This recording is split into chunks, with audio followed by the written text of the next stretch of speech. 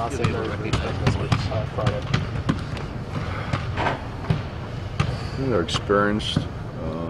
They went to the finals of their conference tournament a year ago, and they're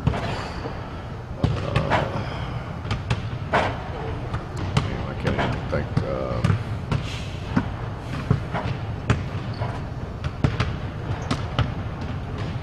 It's terrible.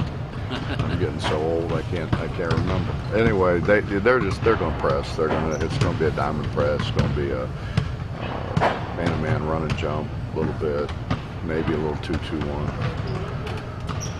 Back to probably some kind of zone. Obviously, you guys got on the court on Monday. Would you get a sense that a lot of these players, especially the freshmen, are getting excited about the first one that actually does count this week? I don't know. I haven't seen them since the game, so.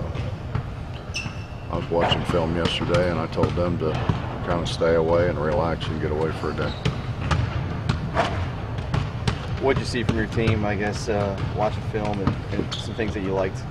Well, we made shots. I thought we were very capable of making shots. We didn't, obviously, in the two kind of scrimmages that we had going up and down, but we made shots. I think we pretty consistently made shots. I think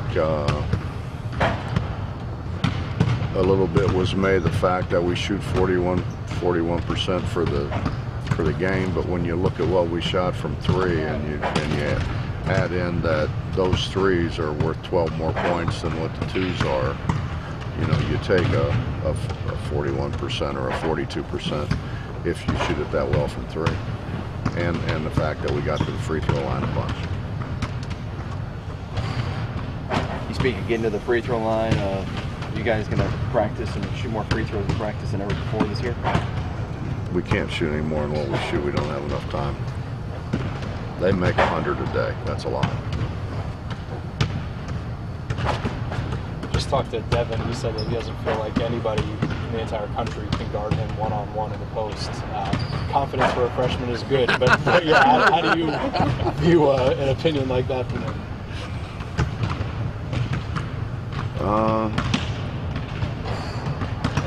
We've got to throw him the ball more, obviously, than what we did. I think we only threw it to him twice in the post, and scored on a jump hook, and then he had an offensive foul on the other one. But we've got to throw him the ball more. I think part of our problem was we were too perimeter oriented. But part of that too is that we're trying to drive it and get to the foul line as well. So you don't want somebody standing in there when you're driving it. You kind of want to spread them. And Devin's very capable of making these 15-footers. He shoots it pretty well. So I think it'll be kind of a game-to-game deal as to how we put pressure on the rim. We tried to do that before with Dennis in there, basically, and I think we're probably going to do it more now by driving it at the rim rather than throwing it to somebody in the post. I think. Coach, what's a new season mean to you, or is it just like any other game? What, the first game? Yeah. I don't know, Justin. I think everybody gets excited about the season opening, but I don't know. I worry about us being able to win and get better at the same time. Right. And I think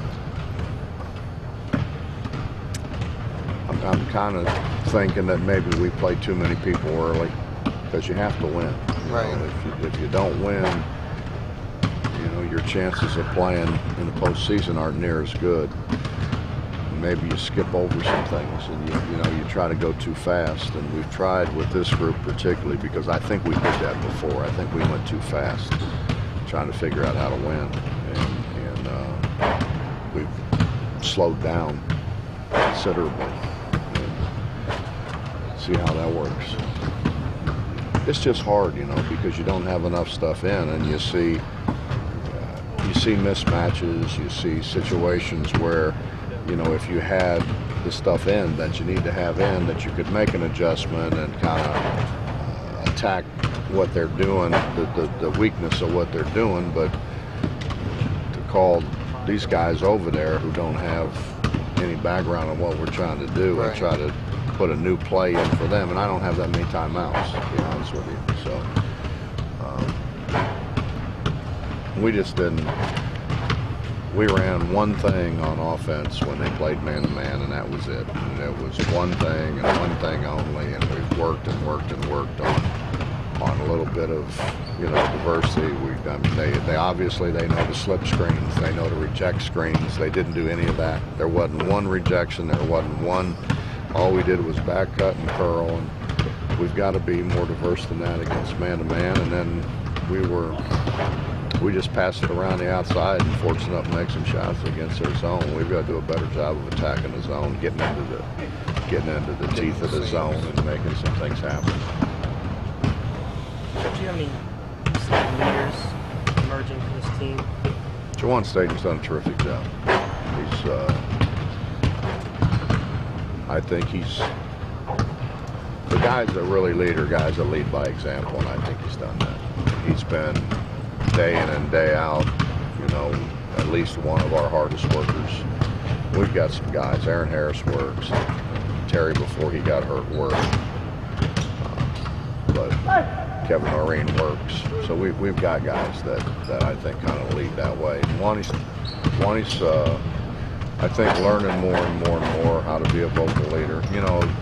Being a vocal leader, you got to do it the right way. You've got to do it where it's you're telling people what to do, but you're not doing it in a condescending way. So it's not taken the wrong way; it's taken the right way, and I think he gets better and better at that all the time. Do you see when the light comes on with a younger player? Do you see it happen in practice or in a game? No, could you help me with that? I mean, just kind of tell me what kind of look comes on their face that you just say, no, I flunked mind reading. Did well in everything else. I don't know when it comes on. I mean, they make shots and you think it comes on. The next game they miss shots, does it mean it went off? I don't know. And every situation's different. We're not going to play against. We're going to play against 40 minutes of full court pressure probably on Friday, and then we're probably on Tuesday we're going to go to Blacksburg and we're going to play against a packed-in man-to-man or a packed-in zone. So does it mean they have a good game against pressure when we got the floor spread and they're not as good against the packed-in zone? Does that mean they had it and then they lost it? I don't know. I mean, it's that's what this makes this game so hard. There's so many different ways to play it and so many different ways to play it well. You're without Terry. How important does Chase Conner become at this point? I mean, is he going to be relied on for some of that scoring that you talked about? I think Chase is going to play all year. Yeah. I mean, I don't think that playing Chase in the first half is going to be anything out of the ordinary.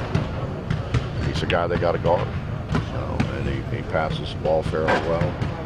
He's like the rest of them. We got to get better defensively. He's got to make better rotations. He's got to do a better job rebounding the ball. He's got to have a better idea of what's supposed to happen. We miss so many open guys, and that it's hard when guys are wide open. They don't get the ball. That kind of. Then you start wondering, why am I cutting so hard, which hurts your offense. But that's all of them. I mean, Chase is going to play. Chase is very much in our rotation. We talked in the past about wanting guys to understand what it means to play for this university and this state. When you have so many players who are from West Virginia this year, does that help with the message that you usually have to take on your own? I think, we have 5 guys returning, and I think they understand it. And I think after going through what they went through a year ago, I think they understand it even more. So I don't think that's an issue.